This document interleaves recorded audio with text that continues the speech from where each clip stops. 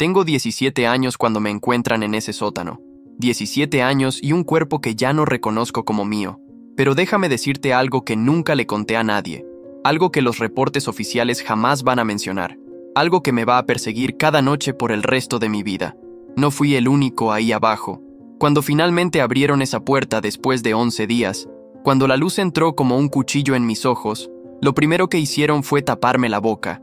No para salvarme, sino para que yo no contara lo que realmente había pasado en el Reformatorio San Jerónimo. Y hoy, después de todos estos años, voy a romper ese silencio. Oye, antes de que siga contándote esto, hazme un favor. Escribe en los comentarios de qué país y ciudad me estás escuchando ahora mismo. Necesito saber que no estoy solo en esto, que mi voz está llegando a algún lado. Ándale, te espero. Dime de dónde eres. Mi nombre es Rafael. Rafael Mendoza Ortiz. Nací en Puebla, en una colonia que quedaba cerca del mercado de La Acocota. Mi mamá vendía tamales en las mañanas y trabajaba limpiando casas por las tardes. Mi papá se fue cuando yo tenía 5 años. Simplemente desapareció una noche de diciembre y nunca regresó. Dicen que se fue con otra mujer a Veracruz. Otros dicen que le debía dinero a gente peligrosa. La verdad es que nunca supe qué pasó con él. Y con el tiempo dejé de preguntarme. Crecí viendo a mi mamá partirse el lomo todos los días. La veía salir a las 4 de la mañana para preparar los tamales y regresar a las 9 de la noche con las manos rojas de tanto tallar pisos. Nunca se quejaba, nunca. Pero yo veía cómo le dolían las rodillas, cómo se frotaba la espalda cuando pensaba que yo no la estaba viendo. Éramos pobres, eso no te lo voy a negar, pero teníamos dignidad. Mi mamá siempre me decía, Rafita, la pobreza no es una maldición, la deshonestidad, sí. Yo era buen estudiante, no el más brillante de la clase, pero me esforzaba. Me gustaban las matemáticas y soñaba con ser contador algún día, tener una oficina, ayudar a mi mamá para que dejara de trabajar tanto. Tenía 14 años cuando todo empezó a cambiar. Había un chavo en mi escuela, Damián Ruiz, que era 2 años mayor que yo, hijo de un comerciante con lana, de esos que tienen 3 o 4 negocios en el centro. Damián siempre traía tenis nuevos, celular último modelo, dinero en la cartera, y le encantaba restregárselo en la cara a los demás. Un día, Damián empezó a meterse conmigo.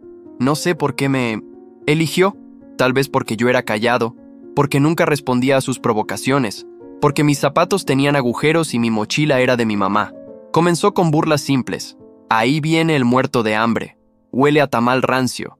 Su mamá es la que limpia los baños de mi papá. Yo aguantaba. Mi mamá me había enseñado que la violencia nunca resuelve nada, que hay que ser mejor persona que quienes te lastiman. Pero Damián no se contentaba con palabras. Empezó a empujarme en los pasillos, a tirarme los útiles, a escupirme la comida cuando pasaba cerca.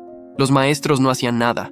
Supongo que el papá de Damián donaba dinero a la escuela, y eso le daba cierta inmunidad a su hijo. Mis compañeros tampoco me defendían. Algunos hasta se reían. Otros simplemente miraban para otro lado, agradecidos de no ser ellos el blanco de Damián. Aguanté 6 meses. 6 meses de humillaciones diarias. 6 meses volviendo a casa con el uniforme sucio, con moretones que le ocultaba a mi mamá, con un nudo en el estómago que no me dejaba comer. Pero yo seguía yendo a la escuela, seguía estudiando, seguía soñando con ese futuro donde yo podría darle una vida mejor a mi mamá. Todo cambió un martes de octubre. Era la hora del recreo y yo estaba sentado debajo de un árbol, tratando de terminar la tarea de historia. Damián llegó con sus amigos. Estaban riéndose de algo, probablemente fumados o tomados, quién sabe. Me vio ahí sentado y algo en su cara cambió, una oscuridad que no había visto antes. Miren al becado, dijo, estudiando como si eso fuera a sacar a su familia de la miseria. Me quedé callado. Seguí escribiendo en mi cuaderno. Eso lo enfureció más. Te estoy hablando, pendejo, me gritó. Y antes de que pudiera reaccionar, me quitó el cuaderno de las manos y lo tiró a un charco de lodo. Algo dentro de mí se rompió en ese momento. No fue solo el cuaderno, fue todo. Todos esos meses, todas esas humillaciones, todas esas noches llorando en silencio para que mi mamá no me escuchara. Todo explotó. Me levanté y lo empujé. Fuerte. Damián no esperaba que yo reaccionara, así que perdió el equilibrio y cayó de espaldas. Sus amigos se quedaron congelados por un segundo, y en ese segundo, yo supe que había cometido un error terrible. Damián se levantó con la cara roja de coraje. «Me las vas a pagar», susurró. y yo supe que hablaba en serio. Lo que no sabía era hasta dónde estaba dispuesto a llegar. Al día siguiente, cuando llegué a la escuela, había 2 patrullas afuera. Mi estómago se contrajo. Algo estaba mal, muy mal. Apenas crucé la puerta, el director me estaba esperando junto con 2 policías. «Rafael Mendoza», dijo el director con una voz que intentaba sonar seria, pero que yo podía notar que temblaba. «Necesitamos hablar contigo». Me llevaron a la dirección. Ahí estaba el papá de Damián, un hombre gordo con traje caro y cara de pocos amigos. Y estaba Damián, con un ojo morado y el labio partido. «Ese fue el que me golpeó», dijo Damián señalándome. «Me atacó sin razón ayer en el recreo. Me dio una paliza. Sus amigos tuvieron que quitármelo de encima. Yo me quedé mudo. No podía creerlo. El empujón que yo le había dado apenas lo había tirado. Yo ni siquiera le había tocado la cara. Esto era mentira. Una completa mentira. «Eso no es cierto», logré decir finalmente. «Yo solo lo empujé porque él tiró mi cuaderno. Él ha estado molestándome por meses. Pregúntenle a cualquiera». «¿Molestándote?», intervino el papá de Damián con una risa despectiva. «Mi hijo dice que tú eres el que lo has estado amenazando, que le pedías dinero y que cuando se negó lo atacaste». «¡Eso es mentira!», grité. Las lágrimas empezaban a quemarme los ojos. «Pregúntenle a los maestros, pregúntenle a mis compañeros». Pero nadie habló por mí. Los maestros dijeron que no habían visto nada. Mis compañeros, interrogados uno por uno, repitieron la misma historia que Damián y sus amigos habían preparado. Que yo era agresivo, que molestaba a Damián, que ese día había explotado y lo había atacado sin provocación. Tenían testigos, tenían una víctima con lesiones visibles, y tenían a un chavo pobre, de una colonia jodida, sin papá, cuya palabra no valía nada frente a la de una familia con dinero y conexiones. Mi mamá llegó a la escuela llorando. Nunca la había visto así. Intentó defenderme, explicar que yo no era violento, que había un error, que su hijo era bueno, que esto no tenía sentido. Pero su voz se perdía entre las voces más fuertes, las voces con poder. El papá de Damián presionó cargos, lesiones graves, decía el papel, agresión con intención de causar daño. Y como yo era menor de edad con un historial de conducta violenta, según la escuela que de repente tenía un expediente lleno de reportes falsos que nunca había visto antes, el juez decidió que necesitaba rehabilitación. 3 meses después, me enviaron al reformatorio San Jerónimo. El día que me llevaron, mi mamá no paraba de llorar. Me abrazó tan fuerte en la entrada que pensé que me iba a quebrar las costillas. «Perdóname, hijo», me decía una y otra vez. «Perdóname por no poder protegerte». «No es tu culpa, mamá», le susurré. «Todo va a estar bien. Solo son 6 meses. Voy a portarme bien y voy a salir pronto y vamos a seguir adelante». Pero yo no sabía nada. No tenía idea de en qué lugar me estaban metiendo. El reformatorio San Jerónimo quedaba a las afueras de Puebla, en una zona donde no había nada más que campos abandonados y un camino de terracería. Era un edificio viejo, de esos que parecen haber sido construidos hace 100 años y nunca remodelados. Paredes grises, ventanas con barrotes, un patio de concreto rodeado de malla ciclónica. Parecía más una prisión que un lugar de rehabilitación para menores. Me asignaron a un dormitorio con otros 12 chavos. Literas de metal, colchones delgados que olían a humedad, una ventana pequeña que apenas dejaba entrar luz. Las reglas eran estrictas: levantarse a las 6 de la mañana, hacer la cama con precisión, militar, desayunar en silencio, trabajar en el taller o en el campo hasta el mediodía, comer en silencio, clases por la tarde, más trabajo, cena en silencio y a dormir a las 9. Los guardias eran tipos rudos que parecían disfrutar su trabajo un poco demasiado. Hablaban poco y cuando lo hacían, era para gritar o amenazar. El director del reformatorio era un hombre que se hacía llamar Licenciado Ochoa, delgado, con lentes, siempre vestido de traje oscuro. Tenía una sonrisa que nunca llegaba a sus ojos. Los primeros días traté de mantenerme invisible.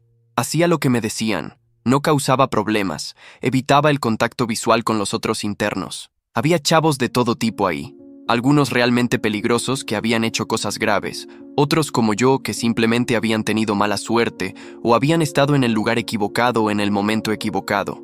Conocí a Toño en mi segunda semana. Era de Oaxaca, tenía 15 años y una cicatriz que le cruzaba la ceja izquierda. Había sido acusado de robar en una tienda, pero él juraba que era inocente, que su primo había sido el ladrón y que él solo estaba ahí cuando pasó. Le creí. Había algo en sus ojos, una honestidad que reconocía porque la veía en el espejo. Toño me enseñó las reglas no escritas del reformatorio. No te metas con los del dormitorio 4, son los más pesados. No le hables al guardia Salazar, ese cabrón está loco. Si el licenciado Ochoa te manda a llamar a su oficina, nunca vayas solo. Siempre asegúrate de que otro guardia esté presente. Me advirtió de muchas cosas, pero había una de la que nunca habló directamente, solo con miradas y silencios, que cosas muy oscuras pasaban en ese lugar. Las semanas pasaban lento. Yo escribía cartas a mi mamá, aunque no siempre me las dejaban enviar. Le contaba que estaba bien, que la comida era decente, que estaba aprendiendo carpintería en el taller, que pronto estaría de vuelta en casa. Mentiras piadosas para que ella pudiera dormir por las noches. La verdad era que el reformatorio me estaba cambiando. Veía violencia todos los días. Peleas entre internos que los guardias tardaban demasiado en detener, como si quisieran ver sangre primero.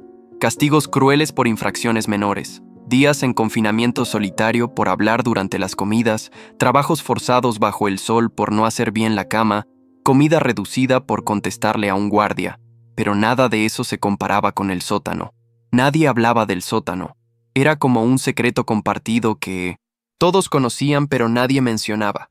Yo había escuchado rumores, susurros tarde en la noche entre los chavos más viejos, que había un lugar bajo el edificio principal donde mandaban a los internos más problemáticos, que ahí los corregían, que algunos chavos bajaban y regresaban diferentes, rotos, que otros no regresaban nunca y simplemente decían que habían sido transferidos a otro reformatorio. Yo rezaba todas las noches para nunca conocer ese sótano, pero las oraciones a veces no son suficientes. Llevaba 4 meses en San Jerónimo cuando sucedió. Había aprendido a sobrevivir, a mantener la cabeza baja, a no hacer olas. Toño y yo nos habíamos vuelto cercanos, nos cuidábamos las espaldas. Él me enseñaba palabras en zapoteco y yo le ayudaba con las tareas de matemáticas. Teníamos un plan, cumplir nuestras condenas sin problemas, salir y no volver a cometer los errores que nos habían llevado ahí, aunque esos errores ni siquiera habían sido nuestros. Una noche de febrero hacía frío, un frío que se metía hasta los huesos a través de las cobijas delgadas. Yo no podía dormir. Me levanté para ir al baño, que quedaba al final del pasillo. Cuando regresaba, escuché voces viniendo de las escaleras que llevaban al sótano. Esas escaleras siempre estaban cerradas con candado, pero esa noche la puerta estaba entreabierta. Debí haberme regresado a mi litera. Debí haber ignorado esas voces, pero algo me detuvo. Una de las voces sonaba asustada, joven, suplicante. La otra voz era del guardia Salazar, ese del que Toño me había advertido. Me acerqué en silencio. A través de la rendija de la puerta pude ver las escaleras descendiendo a la oscuridad. Las voces venían de abajo. «Por favor, yo no hice nada», decía la voz joven. «Por favor, yo solo quería llamar a mi mamá». «Ya te dije que no hay llamadas a estas horas», respondió Salazar. «Ahora vas a aprender a seguir las reglas». Escuché un golpe, un grito ahogado. Mi corazón latía tan fuerte que pensé que me iba a delatar. Debí irme. Debí correr de regreso a mi cama y taparme los oídos y pretender que nada estaba pasando. Pero no pude. No sé si fue valentía o estupidez. Probablemente lo segundo. Pero algo dentro de mí no podía dejar que eso continuara. Bajé las escaleras lo más silencioso que pude. El sótano olía a humedad y a algo más. Algo podrido que no podía identificar. Había un pasillo con paredes de piedra y bombillas que apenas funcionaban. Seguí las voces hasta una habitación al final del pasillo. La puerta estaba abierta. Adentro, Salazar tenía a un chavo de no más de 13 años contra la pared. El chavo estaba llorando. Salazar tenía una mano en su cuello. No pensé, solo actué. ¡Suéltalo!, grité.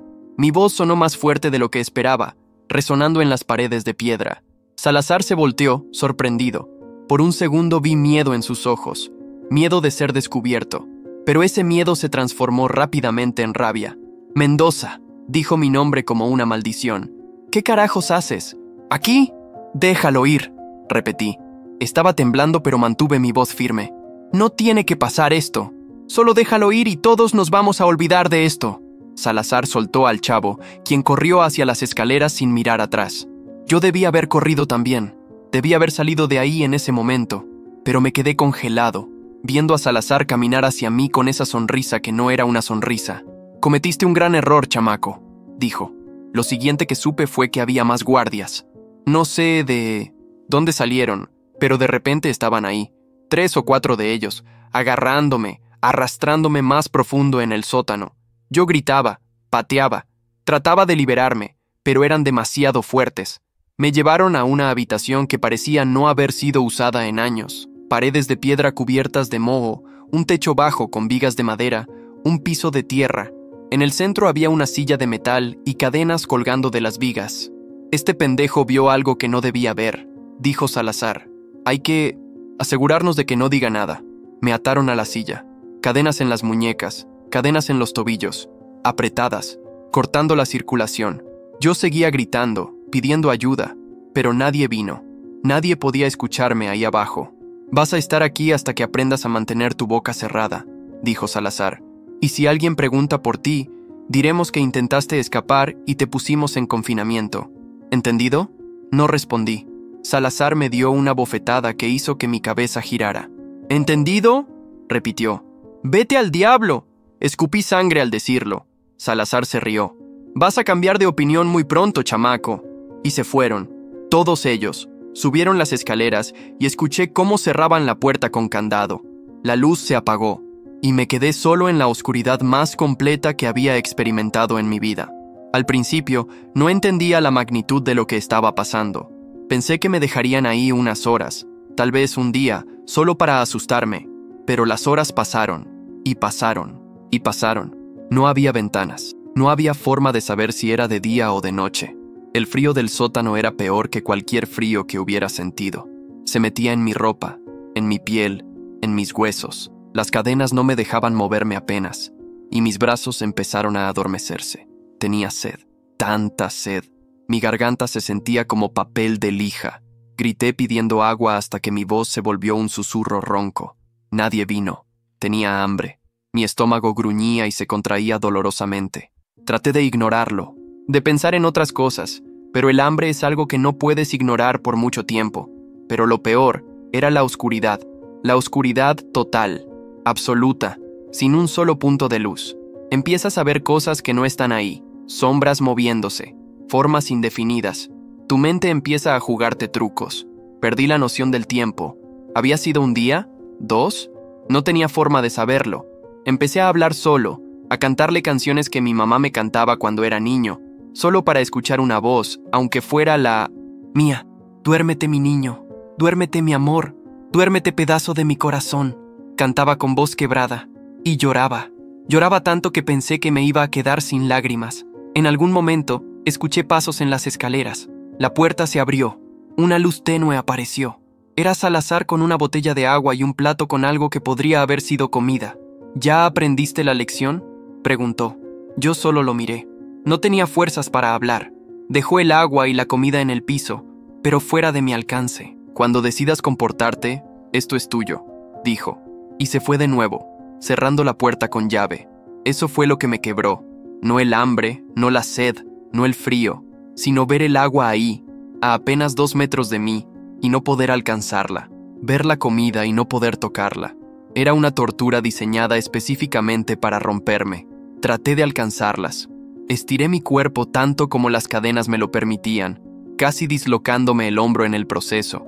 Mis dedos rozaban el borde del plato, pero no podía acercarlo más. Grité de frustración, grité de rabia, grité hasta que mi garganta no pudo producir más sonidos. Entonces empecé a alucinar, o al menos creo que eran alucinaciones. Veía a mi mamá parada en la esquina de la habitación llorando.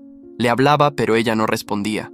Veía a Toño tratando de romper las cadenas, pero sus manos pasaban a través del metal como si fuera humo. Veía al papá que nunca conocí, sentado en el piso frente a mí, mirándome con ojos vacíos. ¿Por qué me dejaste?, le preguntaba. ¿Por qué nos abandonaste? Pero él solo movía la cabeza y desaparecía. No sé cuánto tiempo pasó. Días, seguramente. Mi cuerpo empezó a apagarse. Las cadenas habían cortado mi piel en las muñecas y los tobillos. Podía sentir algo húmedo que supuse era sangre, pero no podía verlo en la oscuridad.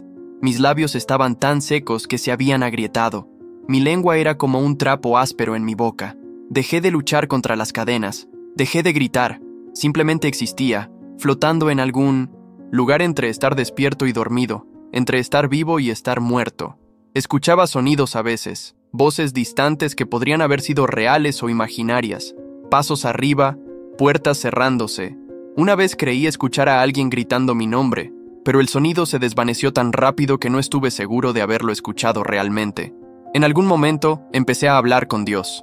Yo nunca había sido muy religioso. Mi mamá nos llevaba a misa en Navidad y en Semana Santa, pero eso era todo. Pero... Ahí, en esa oscuridad, necesitaba creer que alguien me estaba escuchando. No sé si existes, le decía. No sé si me puedes escuchar, pero si estás ahí, por favor, ayúdame. No por mí, por mi mamá. Ella no merece perder a su hijo así. Ella no merece ese dolor. Si me vas a llevar, está bien, pero por favor no la dejes sola. Por favor, cuida de ella. Rezaba el Padre Nuestro, la única oración completa que me sabía. Lo rezaba una y otra vez, como un mantra, como si las palabras pudieran mantenerme con vida. Padre nuestro que estás en los cielos, santificado sea tu nombre, venga tu reino, hágase tu voluntad así en la tierra como en el cielo. Mi voz era apenas un susurro, pero seguía repitiendo las palabras. Luego empecé a escuchar agua, un goteo constante.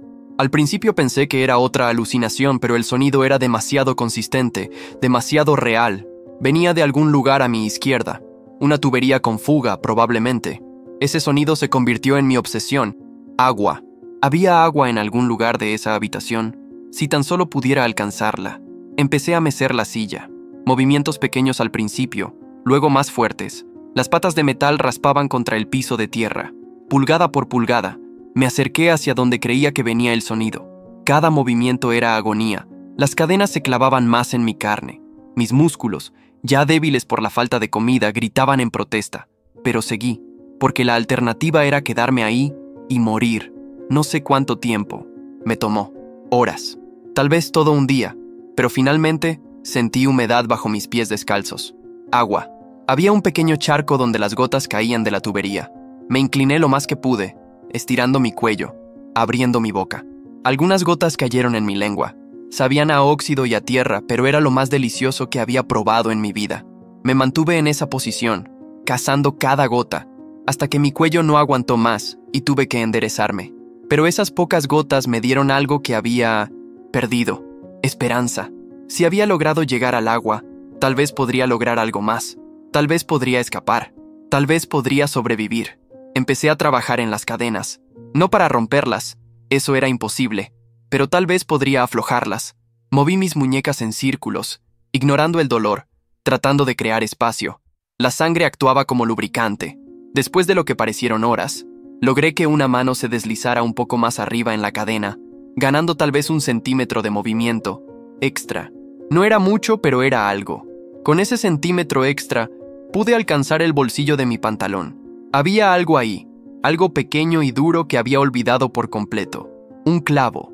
Lo había recogido del taller de carpintería semanas atrás, pensando que tal vez podría usarlo para tallar algo en mi litera, para contar los días como en las películas. Saqué el clavo.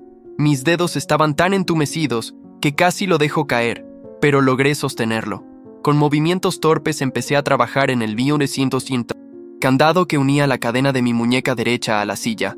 No sabía lo que estaba haciendo. Nunca había forzado una cerradura en mi vida, pero había visto películas, había escuchado historias. Metí el clavo en el candado y empecé a moverlo, buscando algo, cualquier cosa que se diera. Nada pasó. Seguí intentando. Minutos, horas.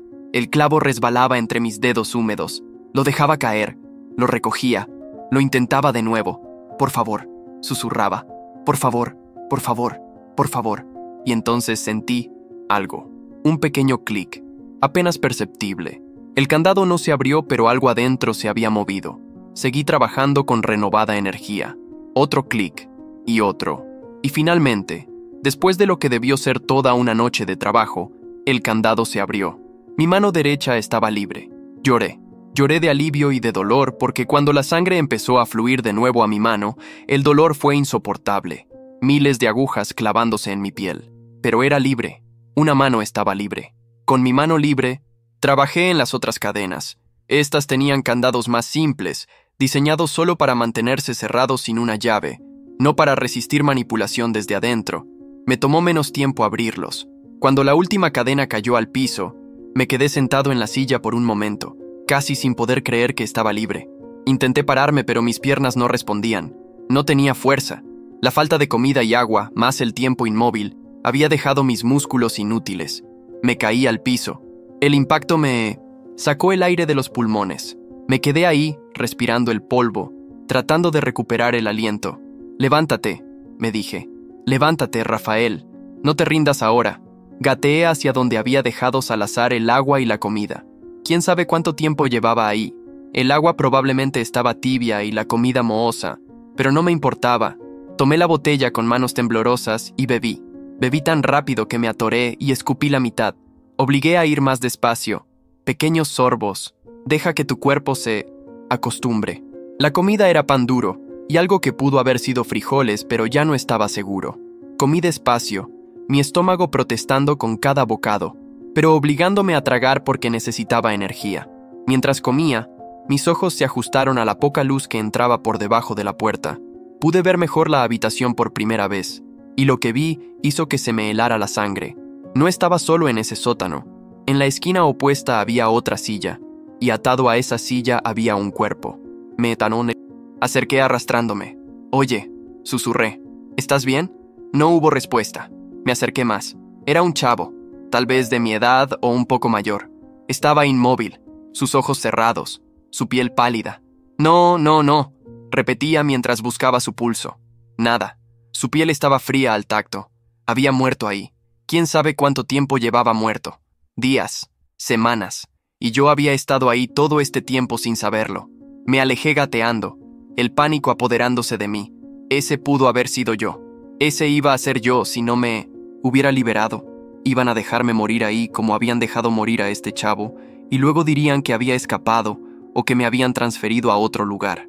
Tenía que salir ahora. Me arrastré hacia las escaleras. Cada movimiento era agonía, pero seguía adelante.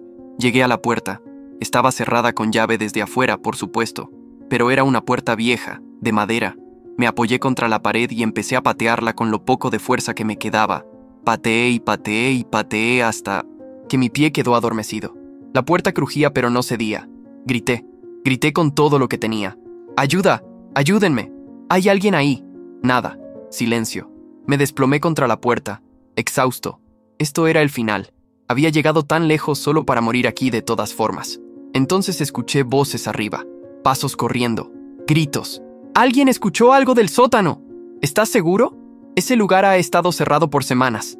Te digo que escuché gritos, más pasos, más voces. Se acercaban. Reuní todas mis fuerzas y grité de nuevo. «¡Estoy aquí! ¡Ayúdenme, por favor!».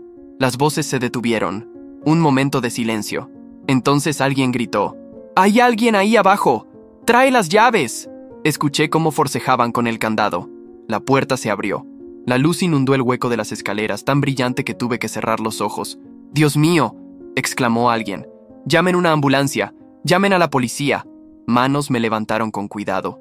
Voces me hablaban, pero no podía entender las palabras. Todo era un borrón de luz y sonido. «Hay otro», logré decir. «En la esquina. Hay otro chavo». Los escuché bajar las escaleras. Los escuché gritar cuando encontraron el cuerpo. Lo siguiente que recuerdo es estar en una camilla. Luces pasando sobre mí. Sirenas. Voces urgentes de paramédicos. Deshidratación severa. Desnutrición. Heridas en muñecas y tobillos. Posible hipotermia. Necesitamos líquidos Ivo inmediatamente. ¿Cuánto tiempo crees que estuvo ahí abajo? Por su condición, días. Tal vez una semana o más. Dios santo. ¿Quién haría algo así a un niño? Me desperté en un hospital. Las paredes eran blancas. Había una ventana con luz del sol entrando. Luz de sol real. Nunca había visto algo tan hermoso. Mi mamá estaba sentada junto a mi cama, sosteniendo mi mano. Cuando vio que mis ojos se abrían, empezó a llorar. «Rafita», sollozaba. «Mi niño, mi bebé. Pensé que te había perdido». Quise responderle, pero mi garganta estaba demasiado seca. Una enfermera apareció. Revisó mis signos vitales. Me dio pequeños trozos de hielo para chupar. «Despacio», me dijo. «Tu cuerpo necesita tiempo para recuperarse». Los policías vinieron a tomarme declaración. Les conté todo. Sobre Damián y las mentiras que llevaron a mi encierro en el reformatorio. Sobre ver a Salazar con el chavo en el sótano. Sobre ser encadenado y dejado para morir. Sobre el otro chavo que no había tenido mi suerte, grabaron cada palabra, tomaron fotos de mis heridas. Un médico forense documentó todo. Vas a estar bien, me dijo el detective a cargo del caso. Vas a estar a salvo, y te prometo que vamos a asegurarnos de que los responsables paguen por esto. Pero yo conocía el sistema, conocía cómo funciona el mundo, y tenía miedo de que sus promesas fueran tan vacías como las que me habían hecho cuando me enviaron al reformatorio. Los periódicos cubrieron la historia. Escándalo en reformatorio San Jerónimo. Menor encontrado encadenado en sótano. Joven sobrevive 11 días de tortura. En reformatorio. Investigación revela años de abuso en institución de menores. 11 días. Había estado ahí 11 días. Me parecía imposible. Me había sentido como una eternidad. Encontraron más. Cuando investigaron a fondo el reformatorio, encontraron historias de otros chavos. Palizas, confinamiento solitario por semanas, trabajo forzado, abuso, un sistema completo de tortura disfrazado como rehabilitación. El chavo que habían encontrado muerto en la silla junto a mí se llamaba Julio Hernández. Tenía 16 años. Había estado reportado como escapado 2 meses atrás. Su familia nunca dejó de buscarlo. Murió solo en esa oscuridad, y nadie escuchó sus gritos. Esa verdad me persigue todavía, que pude haber sido yo, que Julio y yo compartimos ese infierno, pero solo uno de nosotros salió vivo. Salazar fue arrestado, junto con otros 4 guardias, y el licenciado Ochoa. Las pruebas eran abrumadoras. Mis heridas, el cuerpo de Julio, testimonios de otros internos que finalmente tuvieron el valor de hablar. Pero el papá de Damián contrató a los mejores abogados. Argumentaron que yo había violado las reglas del reformatorio, que había atacado a un guardia, que mi confinamiento fue un castigo justificado que simplemente se extendió más de lo planeado por error administrativo. Dijeron que la muerte de Julio fue una tragedia separada, no relacionada con mi caso. El juicio se alargó por meses. Yo tuve que testificar 3 veces. Cada vez tenía que revivir esos 11 días. Cada vez tenía que ver las caras de los hombres que me habían hecho eso, sentados cómodamente en la sala del tribunal con sus trajes y sus abogados caros. Y cada vez ellos me miraban como si yo fuera el criminal. Al final, Salazar y 2 guardias más recibieron sentencias de prisión. 5 años para Salazar, 3 para los otros. El licenciado Ochoa recibió 2 años y una multa. Los otros guardias fueron absueltos por falta de evidencia. 5 años. Un hombre casi me mata y solo recibió 5 años. El reformatorio San Jerónimo fue cerrado. Eso al menos fue algo. Ningún otro chavo tendría que sufrir ahí, pero el daño ya estaba hecho. Para mí, para Julio, para todos los chavos que pasaron por ese lugar y se llevaron cicatrices que nadie podía ver. Pasé 2 meses en el hospital recuperándome. Las heridas físicas sanaron eventualmente. Las cicatrices en mis muñecas y tobillos son permanentes. Recordatorios que llevo cada día. Perdí mucho peso y me tomó meses recuperarlo. Mi cuerpo se había acostumbrado a sobrevivir con casi nada. Las heridas psicológicas fueron peores. No podía dormir sin luces encendidas. No podía estar en espacios pequeños sin que me diera un ataque de pánico. El sonido de cadenas, incluso de una bicicleta, me hacía temblar. Veía a un psicólogo 2 veces por semana. Me diagnosticaron con trastorno de estrés postraumático. Me recetaron medicamentos para la ansiedad y para dormir. Nada de eso borraba las memorias. Mi mamá nunca me dejó solo. Durmió en una silla junto a mi cama del hospital cada noche. Cuando regresamos a casa, ella dejó su trabajo de limpieza para cuidarme tiempo completo. Vivíamos de ahorros y de la ayuda de vecinos. No me importa el dinero, me decía. Solo importas tú. Solo importa que estés aquí conmigo. Toño vino a visitarme cuando salió del reformatorio. Los habían transferido a todos a otras instituciones después de que cerraran San Jerónimo. Él fue enviado a un lugar en Morelia donde, según me contó, lo trataban como persona. «Hermano», me dijo cuando nos vimos. Y nos abrazamos y lloramos porque ambos sabíamos lo cerca que había estado de perderme para siempre. El chavo que yo había salvado esa noche, el que Salazar tenía contra la pared, también vino a verme. Se llamaba Kevin. Tenía 14 años. Me trajo flores que había robado del jardín de su vecino porque no tenía dinero para comprarlas. «Tú me salvaste la vida», me dijo con lágrimas en los ojos. «Y casi pierdes la tuya por eso. No sé cómo agradecerte». «No, tienes que agradecerme nada», le respondí. «Solo prométeme que vas a estar bien, que vas a vivir una buena vida. Eso es todo lo que quiero». Me tomó un año poder hablar públicamente sobre lo que pasó. Reporteros querían entrevistarme, programas de televisión me invitaban, activistas por los derechos de los menores querían que me uniera a sus causas. Al principio dije que no a todo. No quería ser el chavo del reformatorio. No quería que eso definiera mi vida.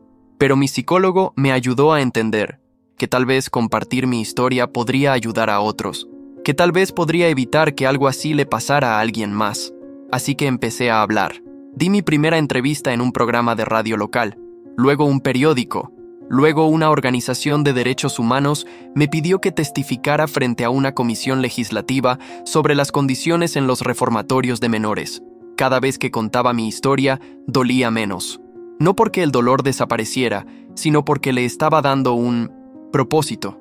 Si mi sufrimiento podía hacer que alguien prestara atención, que alguien cambiara las leyes, que alguien revisara más cuidadosamente estos lugares, entonces tal vez no había sido en vano.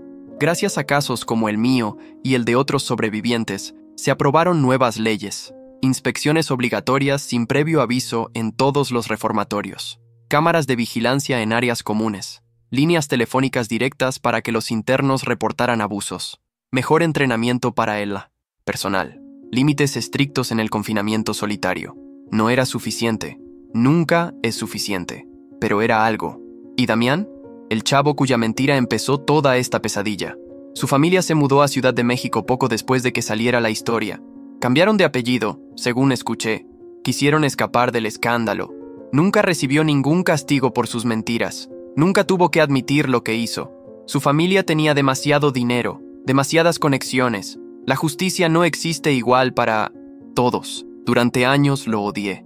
Odiaba su cara, su nombre, su existencia. Soñaba con encontrármelo algún día y hacerle pagar por cada minuto que pasé en ese sótano. Fantaseaba con venganza de maneras que me avergüenzan admitir ahora. Pero el odio es como beber veneno esperando que la otra persona muera. Solo me estaba lastimando a mí mismo. Mi psicólogo me ayudó a trabajar en eso. No fue fácil. El perdón nunca es fácil, especialmente cuando la otra persona no lo pide, no lo merece.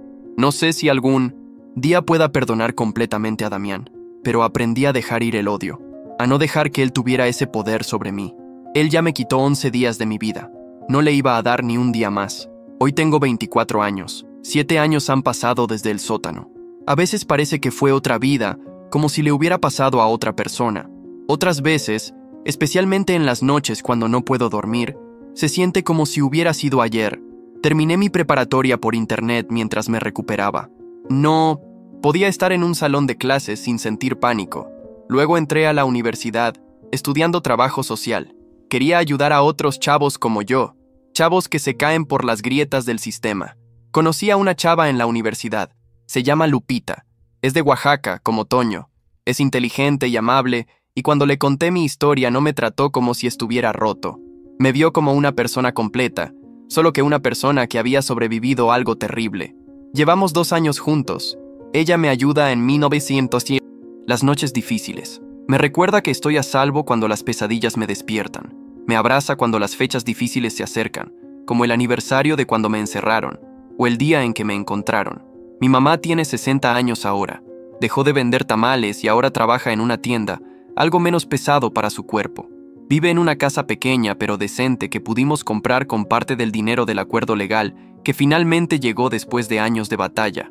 No es mucho, pero es nuestro. Ella me dice que está orgullosa de mí, que soy fuerte, que soy un sobreviviente, pero yo sé la verdad. La verdad es que hay partes de mí que murieron en ese sótano. Una inocencia, una forma de ver el mundo que nunca van a regresar.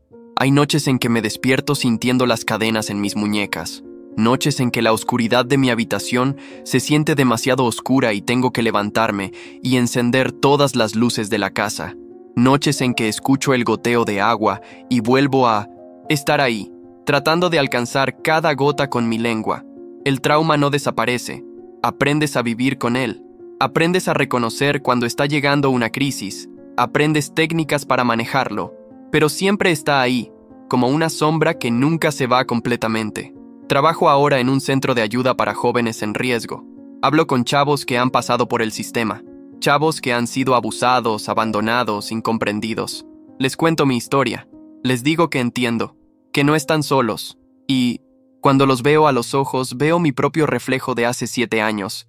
Veo el miedo, la rabia, la sensación de que el mundo es injusto y que nadie se preocupa por ellos. Yo me preocupo, les digo, y no estás solo, y vas a sobrevivir esto. No va a ser fácil, va a haber días en que no quieras seguir, pero vas a sobrevivir porque eres más fuerte de lo que crees. Algunas veces me creen, otras veces no, pero sigo intentando, porque si yo puedo salvar aunque sea a un chavo de pasar por lo que yo pasé, si puedo hacer que una sola persona se sienta menos sola, entonces todo lo que sufrí tiene un significado. Hace 6 meses recibí una carta.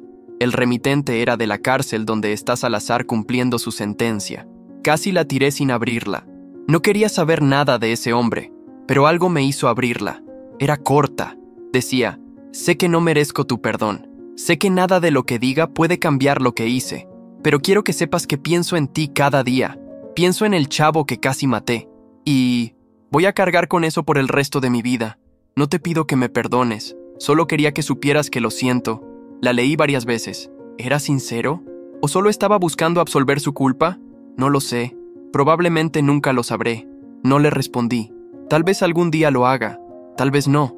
Pero guardé la carta, porque era un reconocimiento, una admisión de que lo que me hizo estuvo mal. Y eso era algo que nunca recibí de Damián, de su familia, de todos los que hicieron posible que yo terminara en ese lugar.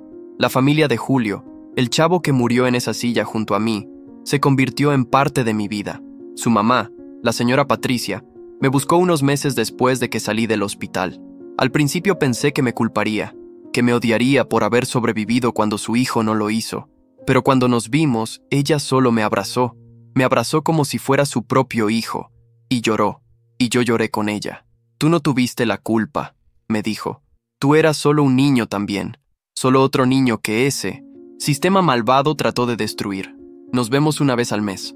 Vamos juntos al cementerio donde está enterrado Julio. Le llevamos flores, le contamos lo que está pasando en nuestras vidas. La señora Patricia me cuenta historias de quién era Julio antes del reformatorio. Era bueno en el fútbol, le gustaba dibujar, quería ser arquitecto. Se parecía a ti, me dice siempre. Era un buen chavo que tuvo mala suerte. Me pregunto a menudo sobre eso, sobre la suerte, sobre el destino, sobre por qué yo sobreviví y Julio no. ¿Fue solo porque logré encontrar ese clavo en mi bolsillo? ¿Porque escuché el agua goteando? ¿Porque alguien finalmente escuchó mis gritos? ¿O hay alguna razón más grande? ¿Algún propósito que se supone que debo cumplir? Mi psicólogo dice que los sobrevivientes a menudo luchan con esta culpa. Culpa del sobreviviente, lo llaman. El sentimiento de que no merecías vivir más que las otras personas que murieron.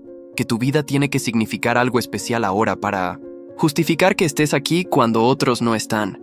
Es una carga pesada, a veces demasiado pesada. Pero sigo adelante, por mi mamá, por Lupita, por la señora Patricia y la memoria de Julio, por Toño y Kevin y todos los otros chavos que conocí en San Jerónimo que merecían algo mejor. Por los chavos con los que trabajo ahora que necesitan ver que hay vida después del trauma. El año pasado me invitaron a hablar en una conferencia nacional sobre reforma del sistema de justicia juvenil. Había cientos de personas en el auditorio, jueces, trabajadores sociales, legisladores, activistas, y me pidieron que contara mi historia. Subí al escenario. Las luces eran brillantes. Podía sentir cientos de ojos en mí. Mi corazón latía tan fuerte que pensé que todos podían escucharlo. Empecé a hablar. Les conté sobre Damián, sobre las mentiras, sobre San Jerónimo, sobre el sótano, sobre las cadenas, sobre Julio, sobre sobrevivir. Mientras hablaba, vi lágrimas en los ojos de la gente. Vi cabezas asintiendo. Vi a una mujer en la tercera fila que se levantó y salió porque estaba llorando demasiado fuerte. Cuando terminé, hubo silencio. Un silencio completo que duró lo que pareció una eternidad. Luego una persona empezó a aplaudir. Luego otra y otra. Hasta que todo el auditorio estaba de pie, aplaudiendo. No era el tipo de aplauso educado que das en conferencias. Era algo más. Era reconocimiento. Era solidaridad. Era rabia por lo que me habían hecho. Era esperanza de que las cosas pudieran cambiar. Día, las cicatrices serán solo marcas físicas, sin peso emocional. No lo sé, le dije honestamente, pero no creo que ese sea el objetivo. No creo que se trate de olvidar o de dejarlo atrás completamente. Creo que se trata de aprender a vivir con ello, de integrarlo en quien soy, sin dejar que defina todo lo que soy. Ella asintió como si entendiera, aunque sé que nunca podrá entender completamente. Y eso está bien. No necesito que alguien entienda completamente. Solo necesito que se quede, que no me abandone cuando las cosas se ponen difíciles, que me sostenga cuando caigo. Y ella hace eso, todos los días. Mi mamá también hace eso. A pesar de que sé que cargar con la culpa de lo que me pasó le pesa, a pesar de que sé que se culpa a sí misma por no haber podido protegerme. Le he dicho 1000 veces que no fue su culpa, que ella hizo todo lo que pudo, que ningún padre puede proteger a su hijo de todo. Pero la culpa es una cosa obstinada. No se va solo porque le digas que se vaya. La semana pasada fue el aniversario número 7 de cuando me encontraron en ese sótano. 7 años. A veces parece imposible que haya pasado tanto tiempo. Otras veces parece que fue toda una vida atrás. Fuimos al cementerio. La señora Patricia, mi mamá, Lupita y yo. Le llevamos flores a Julio. Nos sentamos ahí por un rato en silencio. Luego la señora Patricia habló. Julio tenía un dicho favorito, dijo. Decía que incluso la noche más oscura terminará y el sol saldrá. Lo sacó de alguna canción que le gustaba. Y es verdad, ¿no? La noche más oscura de Rafael terminó. El sol salió.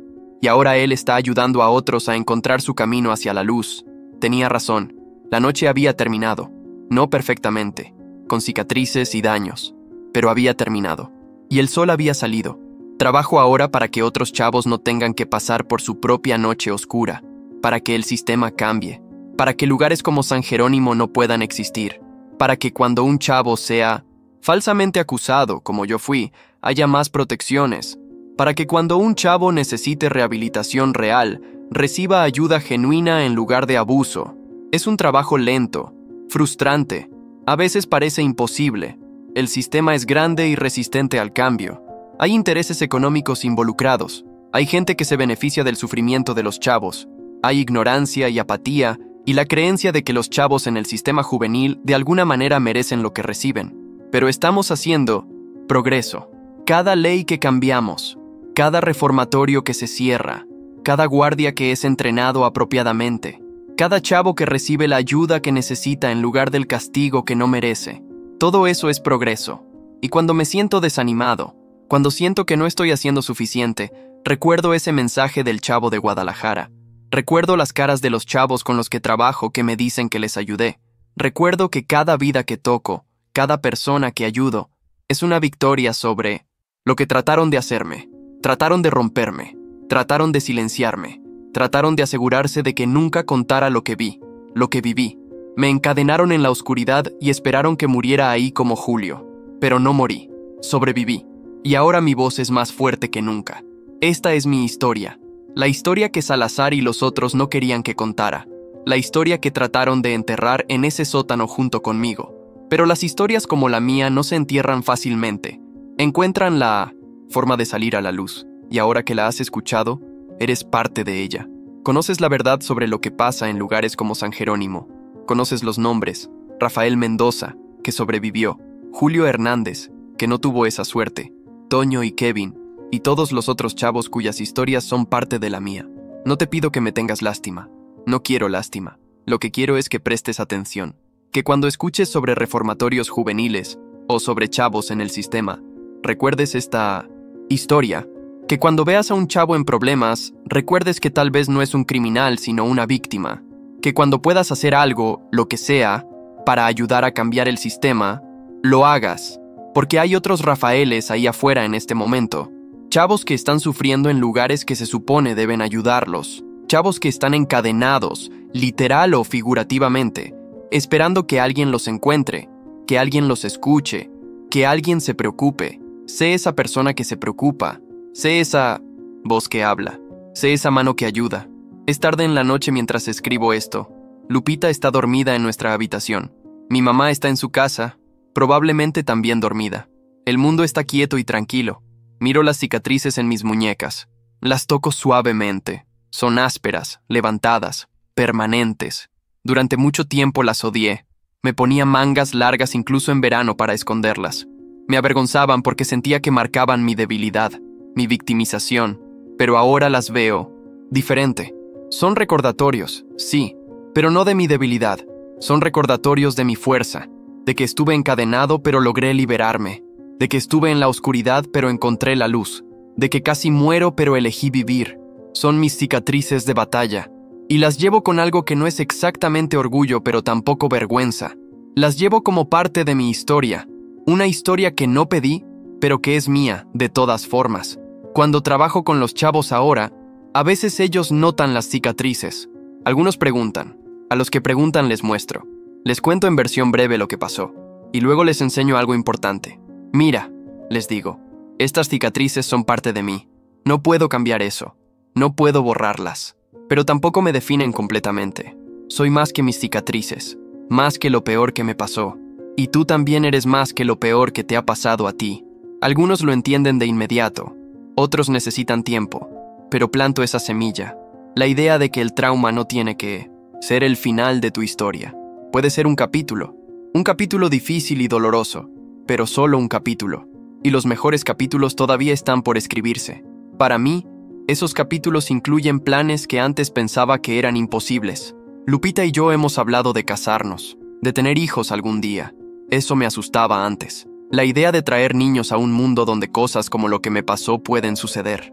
La idea de ser responsable por proteger a alguien cuando yo sé lo fácil que es que las protecciones fallen.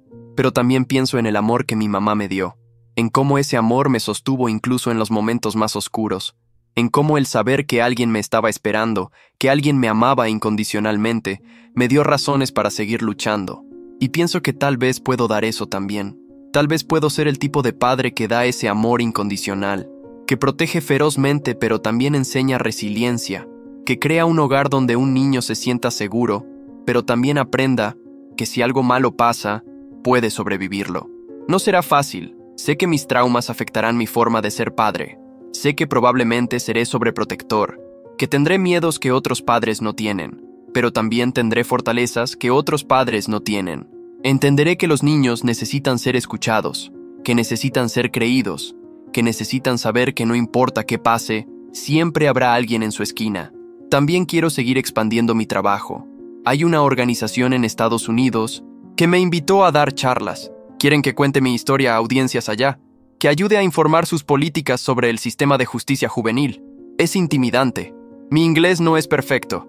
Estados Unidos es grande y diferente, pero también es una oportunidad de alcanzar a más personas, de hacer que más voces escuchen, de crear cambio en una escala más grande.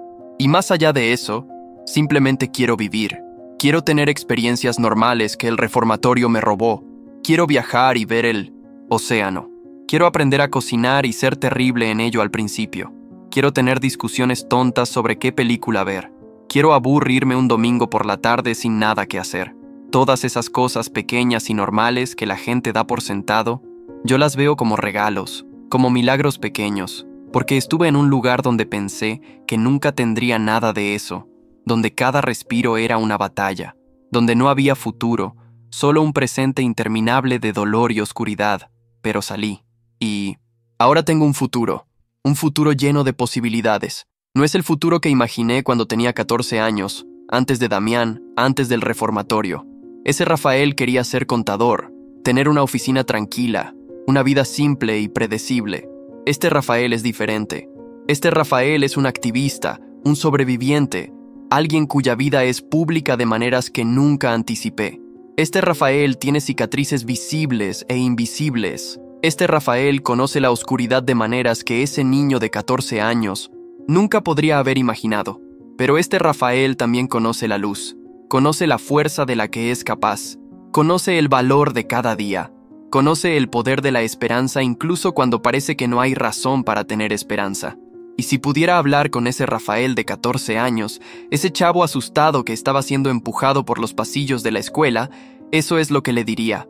Le diría, va a ser horrible, van a pasar cosas que no puedes imaginar, vas a sufrir de maneras que no sabías que eran posibles, vas a estar en la oscuridad y vas a pensar que nunca vas a ver la luz otra vez, pero vas a sobrevivir, vas a encontrar fuerza que no sabías que tenías. Vas a luchar cuando sería más fácil rendirte, y vas a salir del otro lado. Y sí, vas a estar cambiado, vas a tener cicatrices, vas a tener pesadillas, va a haber días difíciles, Pero también vas a tener días buenos. Vas a encontrar amor. Vas a encontrar propósito. Vas a encontrar formas de convertir tu dolor en algo que ayuda a otros. Y eso no hace que valga la pena lo que vas a pasar. Nada hace que valga la pena, pero hace que signifique algo, y a veces eso es suficiente. Miro el reloj. Son casi las 3 de la mañana. Debería dormir. Mañana tengo que trabajar. Hay chavos que están contando conmigo. Hay reuniones que atender. Hay llamadas que hacer. Pero necesitaba escribir esto. Necesitaba contar mi historia completa, sin filtros, sin editarla para hacer que la gente se sienta cómoda. Porque la verdad es incómoda. La verdad es fea. La verdad es que cosas horribles les pasan a gente inocente, y el sistema que se supone debe protegerlos a veces es el que más daño hace. Y si mi incomodidad al contar esto, si tu incomodidad al leerlo, hace que una sola persona preste más atención, sea más cuidadosa, sea más compasiva, entonces vale la pena. Han pasado 7 años desde el sótano, 7 años de sanación, de crecimiento, de aprender a vivir de nuevo. Y todavía estoy aprendiendo. Todavía hay días en que me siento perdido. Días en que las sombras son demasiado oscuras. Días en que el peso de todo es demasiado. Pero también hay días de luz, días de risa, días de amor, días en que me despierto y simplemente me siento agradecido de estar vivo. Y esos días están valiendo la pena. Mi nombre es Rafael Mendoza Ortiz. Tengo 24 años. Soy hijo de una mujer fuerte que me enseñó dignidad. Soy novio de una mujer increíble que me enseña amor. Soy amigo de personas que me sostienen cuando caigo. Soy trabajador, social, activista, sobreviviente. Fui encadenado en un sótano durante 11 días y se suponía que debía morir ahí, pero no morí. Y esta es mi historia. La historia prohibida que trataron de enterrar. La historia que no querían que contara. La historia de un chavo que cayó en las grietas más oscuras del sistema y de alguna manera encontró la forma de salir.